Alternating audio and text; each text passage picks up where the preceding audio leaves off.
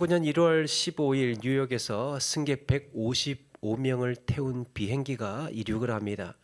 그런데 이 비행기는 이륙한 지 5분 만에 철새들이 엔진에 빨려 들어가는 바람에 추락 위기에 놓입니다.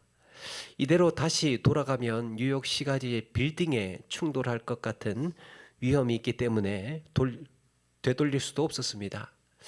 절체절명의 순간에 기장의 선택은 가까운 허드슨 강에 불시착하는 거였습니다.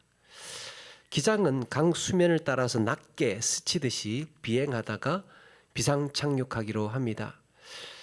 조금만 실수를 해도 비행기가 강에 곤두박질 치게 되고 모두가 죽는 대형 참사가 일어날 상황이었습니다. 셀렌버거 기장은 1만 9천 시간의 비행 경력을 가진 베테랑이었습니다. 그는 고도의 노련한 솜씨로 기적처럼 강에 내리는 데 성공합니다. 그렇게 승객 전원은 무사히 구출이 되고 사람들은 이것을 허드슨 강의 기적이라고 불렀습니다. 이 사건을 두고 한 유명한 매체에서는 셀렌버그 기장의 성공 요인을 1만 9천 시간의 경험이라고 했습니다. 이후에 셀렌버그는 자신의 경험을 바탕으로 책을 쓰게 되는데요. 그 책 제목이 208초를 위한 42년입니다. 208초를 위한 42년. 208초면 4분도 안 되는 시간이거든요. 그 4분도 채 안 되는 긴박한 순간에 이런 기적을 일으킬 수 있었던 것은 42년 동안 비행을 하면서 쌓아왔던 1만 9천 시간이라는 비행 경험이었던 거죠. 그는 오랜 시간 비행을 하면서 쌓은 훈련으로 그런 경험으로 남들이 보지 못하는 것을 보았고 남들이 할 수 없었던 시도를 할 수 있었고 지금까지 누구도 해내지 못했던 이런 일들을 능숙하게 해내는 또 일을 보여주었습니다. 오늘 말씀의 사도 바울은 오랜 시간 돌고 돌아서 이제 드디어 로마에 와 있습니다. 그런데 자유의 몸으로 와 있는 것이 아니고 가이사의 법정에서 재판을 받아야 하는 신분이었습니다. 소식을 접한 빌립보 교인들은 바울이 갇혀 지낸다는 얘기를 듣고 안타까워했을 겁니다. 참 어쩌나. 이 바울이 또 고초를 겪는 것은 아닌가. 재판을 받는다고 하는데 억울한 판결 나오면 어떡하나. 그러면 이제 전도 사역은 또 어떻게 되는 건가. 이런저런 여러 가지 걱정이 있었습니다. 이런 빌립보 교인들에게 바울은 오히려 그들을 격려하면서 걱정하지 말라고 편지를 씁니다. 그런데 내용을 가만히 보니까요. 로마의 그리스도인들 중에 바울을 시기하고 질투하면서 싸움을 일으키고 분쟁을 일으키는 이들이 있었던 거예요. 바울이 매여 있는 것만 해도 쉽지 않은 시간이었을 텐데 그리스도인들은 왜 바울을 시기 질투하면서 편가르기를 하고 있었던 걸까? 그럼에도 바울은 어떻게 또 흔들리지 않고 있는 걸까? 오늘 말씀에 바울은 오랜 세월 고난을 거치고 복음을 전하는 과정에서 자기가 깨달은 지혜 한 가지를 소개를 해줍니다. 먼저 빌립보 교인들이 생각했을 때 바울이 갇혀있는 이 현실은 복음 증거의 가장 큰 걸림돌이었던 것으로 생각을 했습니다. 빌립보 교인들이 볼 때 바울이 저렇게 감옥에 갇혀 있으니까 참 어떻게 복음을 전하고 저렇게 또 사역을 할 수 있나 이렇게 생각을 했던 거죠. 그가 갇혀 있던 것이 가장 큰 걸림돌이었습니다. 그런데 바울은 오히려 내가 당한 일이 복음 전파의 진전이었다라고 말합니다. 내가 당한 일이 뭡니까? 지금 갇혀 있다는 얘기를 하는 거예요. 그게 더 크게 더 힘있게 복음이 전파되는 일에 쓰이고 있다는 겁니다. 13절에 보니까 나의 매임이 그리스도 안에서 모든 시위대 안과 그 밖에 모든 사람에게 나타났으니 라고 했습니다. 공동번역 성경이라는 데는 내가 그리스도를 위하여 갇혀 있다는 사실이 온 경비대와 그 밖의 모든 사람들에게 알려지게 되었습니다. 알려지게 되었습니다. 단순히 감옥에 갇혀 있다는 것이 알려지게 되었다는 얘기가 아니고 그리스도를 위하여 갇혔다는 사연이 알려지게 된 거예요. 그가 왜 온갖 고초를 겪으면서 이 먼 로마에까지 오게 되었는지 사람들이 감동을 받습니다. 야, 저렇게 고생을 하면서 생명을 걸고 복음 붙들고 여기까지 왔단 말이냐? 정말 그렇게 했단 말이냐? 아마도 바울과 함께 지중해를 건너온 같은 배를 타고 온 선원들이며 군인들의 증언도 바울의 사연이 알려지는데 크게 한 몫을 했을 겁니다. 우리가 밤낮 며칠 동안 광풍 속에서 사망 선고를 받은 줄로 알았다. 이대로 가다가는 배가 침몰하고 우리는 다 끝인 줄 알았어. 이렇게 죽을 시간만 기다리고 있을 때 우리 배에 타고 있던 바울이라는 사람이 말이야. 바울이 하나님의 말씀에 의지해서 우리를 안심시키고 아무도 다치지 않을 거라고 약속을 하더라. 그런데 지나고 보니까 정말 그렇게 됐다. 멜리데 섬에서 표류해 있을 때 일어났던 놀라운 치유의 기적들, 이런 이야기들이 뱃사람을 통해서 로마에 도착한 그 군인들을 통해서 입에서 입으로 전해지고 쏟아지는 겁니다. 그 소식이 쏟아지고 로마로 사람들에게 퍼져갔던 거예요. 그 사람 지금 로마에 와 있다고. 그 사람 그리스도를 위해서 지금 감옥에 갇혔다고. 그러고 보니 표현이 참 묘하지 않습니까? 13절에 보니까 나의 매임이 그리스도 안에서 모든 시위대 안과 그 밖의 모든 사람에게 나타났으니 나의 매임이 사람들에게 알려졌다는 거예요. 뭐가 매였다는 겁니까? 바울은 분명히 시위대 감옥 안에 매여 있는 사람이에요. 그런데 정작 그가 매인 것은 감옥이 아니라 예수 그리스도 안에 매여 있었던 겁니다. 시위대 안팎에 있는 사람들이 바울의 이런 소식을 알게 되면서 그 사연이 회자되면서 바울을 찾아오는 겁니다. 그가 밖을 나와서 새를 얻어서 나중에 새를 얻어서 기거할 때도 생명의 복음을 드리려고 이곳저곳에서 사람들이 발길이 끊이지를 않았습니다. 빌립보서 마지막에 가면 4장 22절에 인사를 하게 되는데요. 모든 성도들이 너희에게 문안하되 특히 가이사의 집 사람 중에 몇이니라 라고 했습니다. 바울은 빌립보 교인들에게 문안 인사를 하면서 우리 로마에 여기에 특별히 가이사의 집 사람들도 너희들한테 안부 전해달라고 하더라. 가이사의 집 사람들이라면 로마 황제의 일꾼들입니다. 하인, 신하, 군인들. 그러니까 바울은요, 자기가 갇혀 있는 그곳에서 근무하는 사람들에게, 군인들에게, 직원들에게 복음을 전했던 겁니다. 그들이 주님을 영접하고 이제는 그들도 주 안에서 한 형제가 되었던 겁니다. 가이사의 사람들한테 전도해가지고. 로마에 온 바울은 몸이 메어서 갇히고 말았지만 이렇게 귀로 전해지고 입에서 입으로 증거되는 구원의 복음은 갇히지를 않았습니다. 묶어둘 수가 없었어요. 그의 고난의 시간들 속에 녹아있는 복음이 로마에 있는 이들에게 소망이 되고 있었습니다. 로마로 건너간 것은 분명한 바울이지만 로마로 간 실체적인 주체는 바울이 아니라 복음이었던 겁니다. 복음이 건너갔어요. 바울이 당한 육신의 고난이 복음을 가로막히는커녕 오히려 복음이 더 힘있게 널리 퍼지는 데에 디딤돌이 되었던 겁니다. 그런데 이렇게 갇혀있는 상황에도 곱지 않은 시선으로 바울을 바라보는 이들이 있었던 거예요. 그들은 믿지 않는 자들이 아니라 주님의 형제들, 그리스도의 복음을 전하는 로마의 성도들이었던 겁니다.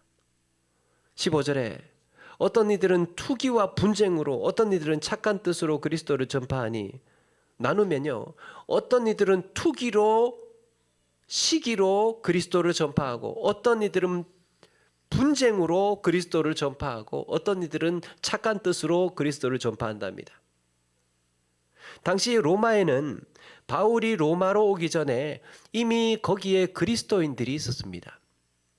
그런데 어느 날 바울이 로마에 와서 감옥에 갇히더니 사람들이 바울의 무용담에 감동하고 복음 증거에 큰 동기부여가 되다 보니까 착한 뜻으로 그리스도를 전한 사람들은 바울을 인정하고 받아줍니다. 바울이 갇힌 것 때문에 자기들은 더 용기를 가져요. 야, 저런 사람이 이 멀리까지 와서 이 고생을 하고 감옥에 갇히는데 내가 이렇게 로마에 살면서도 그리스도인으로 가만히 있을 수 있나? 그러면서 더 동기부여를 해서 열심히 복음도 전하고 전도를 했던 겁니다. 그런데 어떤 사람들은 시기와 질투로 분쟁을 일으키는 이들도 있었습니다. 잘하는 사람이 전도 잘하고 복음 증거에 큰 일꾼이 로마에 들어오니까요, 그 중에 어떤 사람이 무슨 생각을 갖느냐, 지가 잘났으면 얼마나 잘났다고, 자기만 목숨 걸고 헌신한 줄 알아? 나도 목숨 걸고 헌신하고 있어요, 지금 여기서 로마에서. 그리고는 이런 생각을 합니다. 바울의 무용담이 묻히도록, 바울 입소문이 묻히도록 우리가 더 열심히 전도하자, 더 열심히 복음 전하자. 로마에 있는 우리가 밀려서야 되겠느냐. 여러분, 생명의 복음을 전하는 이 좋은 일에도 시기하고 질투하고 다툼이 꼬일 수 있다는 겁니다. 아무리 좋은 일을 해도, 아무리 거룩한 일로 보이는 사역들을 해도요, 거기에 인간의 마음이 스며들 수가 있는 거예요. 여러분, 여기에 나오는 이 다툼이라는 단어를 보니까요, 다툼, 분쟁이라는 단어의 어원을 보니까 자기를 돋보이게 하고 싶은 욕구라는 의미가 있습니다. 왜 다툼이 생깁니까? 자기를 돋보이게 하고 싶은, 내가 좀 더 인정받고 내가 좀 더 조명을 받고 싶은 욕구 때문에, 그게 충돌하는 게 다툼 아닙니까? 바울이 아니라 우리가 주목받아야 하고 로마에 복음하는 우리 손으로 이루어야지, 왜 그 사람이 주목받고 그 사람이 인기를 독차지하도록 내버려 두냐 말이냐. 그래서 어떻게든 바울을 제치고 내가 인정받고 내가 칭찬받으려고 한 것입니다. 어떤 유튜브에서 우연히 보디빌딩 대회를 하는 걸 잠깐 쇼트로 봤는데요.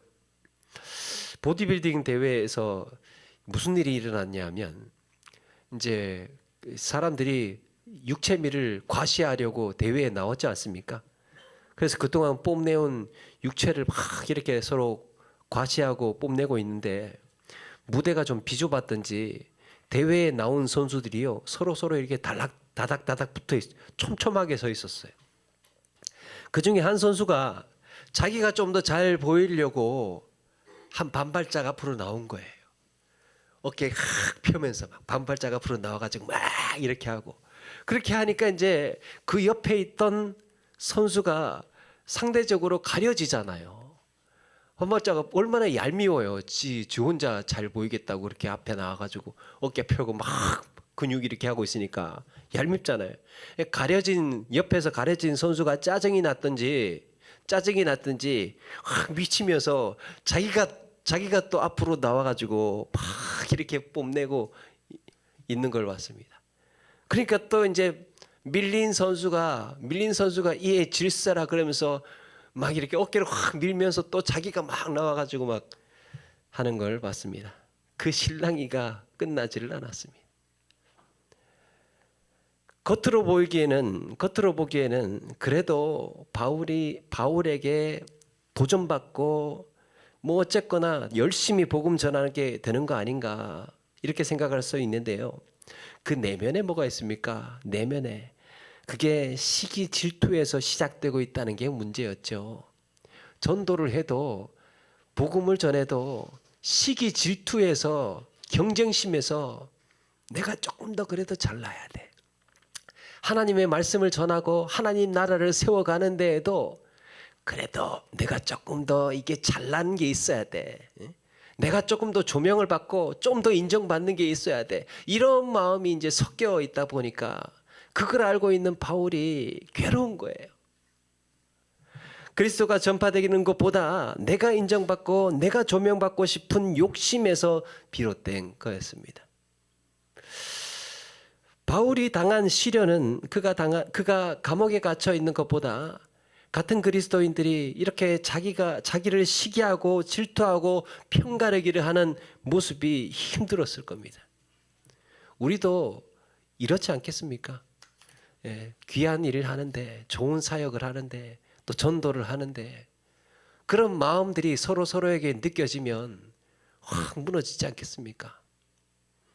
어쩌면 내가 이런 오해를 받자고 로마까지 목숨 걸고 온 것은 아닌데, 로마에 있는 교인들끼리 서로 다투고 우리가 편가르고 나누게 하려고 내가 여기까지 생명 걸고 온 것은 아닌데, 지금은 정말 힘을 합쳐서 그리스도를 전해도 모자랄 판에 이렇게 서로 시기하고 질투하다니.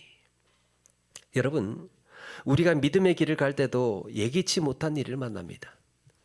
참 신앙생활을 하면 당혹스러울 때가 있고요, 가슴 아플 때도 있고, 때로는 분하고 억울할 때도 있습니다. 여기서 우리가 보아야 할 것은 그 수면 아래로 흐르고 있는 본질적인 문제를 알아차리는 일입니다. 지금 이 일이 내면에서 무슨 일이 어떻게 이루어져 가고 있는지를. 바울이 보고 있었던 것은 무엇입니까? 바울이 보고 있었던 것은 오늘 말씀해 보니까 그러면 무엇이냐? 거칠애로 하나 참으로 하나 무슨 방도로 하든지 전파되는 것은 그리스도니 이로써 나는 기뻐하고 또한 기뻐하리로다. 바울은 이 와중에도 흔들리지 않습니다. 어쩌면 분하고 억울했을 텐데 그래도 나 때문에 자극이 되어서 그리스도가 전파되고 있다는 사실에 감사하고 기뻐하고 있습니다. 어쨌든 그리스도가 전파되고 있다는 사실을 자신이 받는 수모에 대한 보상이라고 여겼습니다. 로마의 교인들 중에 일부가 나를 시기하고 나를 질투하고 또 나하고 막 편가르기 하자고, 저 바울한테 가지 마, 저 사람하고 말도 섞지 마, 상종도 하지 마, 막 그러고 있는 상황에서 그래 이 와중에도 저 사람들이 더 열심을 내고 있고 복음이 전해지고 있다는 사실을 붙들은 거예요. 사랑하는 여러분, 내가 조금만 참으면 얻게 되는 유익이 있습니다. 때로는 좀 억울하고 마음이 아플 때도 있지만 그리스도를 위하여 용납하고 이해할 때 더 귀한 것이 보존되는 경우가 있어요. 더 값진 것을 되돌려 받을 수 있다는 소망을 우리는 품을 수 있습니다. 바울은 자신이 당하는 시기와 질투의 너머, 그 시기와 질투의 시선 너머에 그리스도가 전파되고 있다는 의미를 보았습니다. 이런 의미가 있지. 그래도 그는 오랜 시간 고난의 세월을 겪으면서 그 속에서 일하고 계시는 하나님의 역사를 보고 알아차리는 눈을 갖게 되었습니다. 사도 바울이요, 전도 여행 많이 하고 복음을 많이 전하고 또 신앙생활을 오래 하면서 그렇게 고난의 세월을 겪다 보니까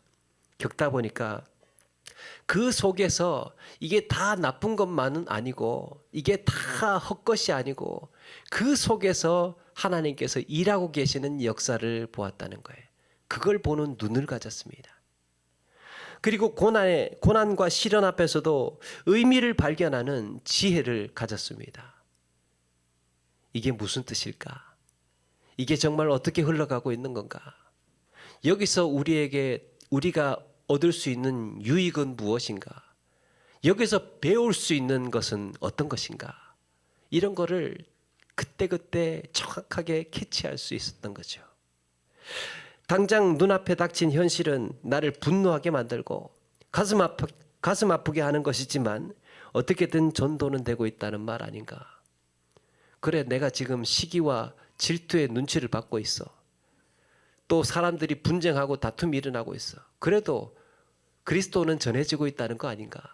그리스도는 전해지고 있다는 말 아닌가? 거기에 기뻐했다는 겁니다. 함석헌 선생은 고난에도 뜻이 있다라는 말을 했습니다. 이분이 조금 신앙은 약간 조금 다르지만 성경을 연구하다가 하나님의 백성, 성경 속에 하나님의 백성들이 겪어야 했던 모든 고난에 뜻이 있음을 발견합니다. 성경에 하나님의 사람들이었음에도 불구하고 성경 속에 등장하는 인물들이 참 고난들을 많이 겪었지 않습니까? 그런데 함석헌 선생이 그걸 이렇게 주목을 하다 보니까 야, 이 사람들이 당했던 고난에 다 뜻이 있었네. 그들이 당했던 고난에 다 의미가 있었네. 그 얘기를 하고 있는 겁니다. 우리가 잘 아는 야곱은 자기 인생을 아예 험악한 인생을 살았다고 이야기를 합니다. 참 고생 많이 했습니다. 130년 살면서 정말 고생 많이 했습니다. 그런 이야기를 하는데요. 그는 고난 속에서 약속을 이루어 가시는 하나님의 놀라운 섭리를 보았습니다. 내가 고생 많이 했지만 하나님께서 나에게 해주신 약속들이 세월이 지나면서 하나하나 이루어져 가더라고요. 형들의 손에 애굽으로 팔려간 요셉은 그 역시 말할 수 없는 시련을 겪어야 했지만 지나고 보니까 하나님께서 나를 이 애굽에 먼저 보내셔서 내 가족을 구원하시기 위해서, 이 민족을 구원하시기 위해서 날 여기에 먼저 보내신 거였구나. 그걸 깨닫게 됩니다. 이유가 있었던 거죠. 또 이유를 알 수 없는 고난의 대명사, 암울한 시간을 보내던 욥, 내가 왜 고통당하는지도 조차도 몰랐던 그 욥은 하나님의 창조 섭리를 깨닫고 나서 야, 내가 섣불리 하나님을 원망하려고 했구나. 내가 아무것도 모르면서 하나님을 비판하려고 했구나. 이런 자기의 무지를 회개할 수 있었던 거예요. 힘들고 아팠지만 내가 왜 고통당하는지조차 몰랐지만 그 몰랐다는 그 고난이 내가 하나님을 모르고 있었다는 것을 깨달았다는 겁니다. 성경 속에 하나님의 사람들이 이런 겪은 고난은 하나도 버려지는 게 없었습니다. 여러분, 성경에 등장하는 인물들을 가만히 한번 주목해 보십시오. 그들이 당했던 모든 고난들이 하나도 버려질 게 없이 다 배울 점이 있고 의미가 있고 하나님의 약속대로 이루어지는 과정이었다는 거예요. 그러면서 함석헌 선생은 인간이 역사를 연구해야 하는 이유는 이 모든 역사의 한 구절 한 구절 속에 메시지가 있기 때문이다라고 했습니다. 우리나라의 역사는 어떻습니까? 지난 수천 년 동안 수많은 침략의 고난을 겪었습니다. 1592년부터 시작된 7년간의 임진왜란. 여러분, 이 전쟁으로 인해서 26만 명이 사망을 하고요. 1400만의 인구가 1070만으로 330만 명이 이 전쟁의 여파로 조선의 인구 전체가 감소를 합니다. 조선의 경작지 170만 결이었는데 전쟁 후에는 54만 결로 줄어들었답니다. 땅의 70%가 황폐한 땅이 돼버렸대요. 임진왜란 덕분에. 그로부터 30년 후에 아직 조선은 몸도 추스리지를 못했는데 이번에는 청나라가 쳐들어오네요. 청나라 병자호란이 일어났습니다. 조선 사람 50만 명이 노예로 끌려갔습니다. 막대한 보물은 있는 대로 다 쓸어 담아갖고 농사에 써야 할 가축이며 곡식까지 다 빼앗아 가다 보니 그 이후에 회생을 못하는 거예요. 일어나지를 못하는 겁니다. 이 땅은 그렇게 기근에 시달려야 했습니다. 뜻으로 본 한국 역사에는 병자호란 당시 조선의 백성들이 어떤 수모를 겪었는지 참담하고 서글프게 기록하고 있습니다. 막 부글부글 끓어오릅니다. 일제강점기며 6.25 전쟁 또 민족의 분단으로 이어지는 이런 고난을 어떻게 다 말할 수 있겠습니까? 그런데 여러분, 이런 민족의 아픈 서사가 제3, 4개 국가들에게 복음을 전할 때 효과가 있다는 사실을 아십니까? 영국, 미국, 일본, 프랑스 같은 그런 제국주의 강대국의 서러움을 받았던 제3, 4개 국가들, 그 사람들이 한국 선교사들의 말을 듣는데요.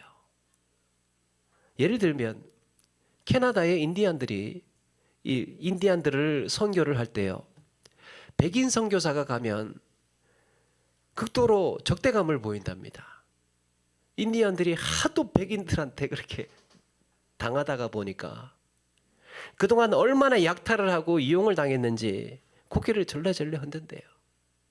그런데 한국 선교사들이 가서 우리 민족의 아픈 역사를 이야기하다 보면 당신들도 그랬냐면서, 당신들도 그렇게 아팠냐면서 한국 선교사들의 이야기를 들어준답니다. 우리가 지나왔던 한국, 우리의 민족의 역사, 우리나라의 역사는 정말 아픈 것이지만, 일어나지 말았어야 할 일들이었지만 그럼에도 그게 쓰여지고 있다는 거죠. 시련은 아픈 것이지만 이 때문에 우리는 누군가의 시련에 함께 아파할 수 있는 영예를 얻습니다.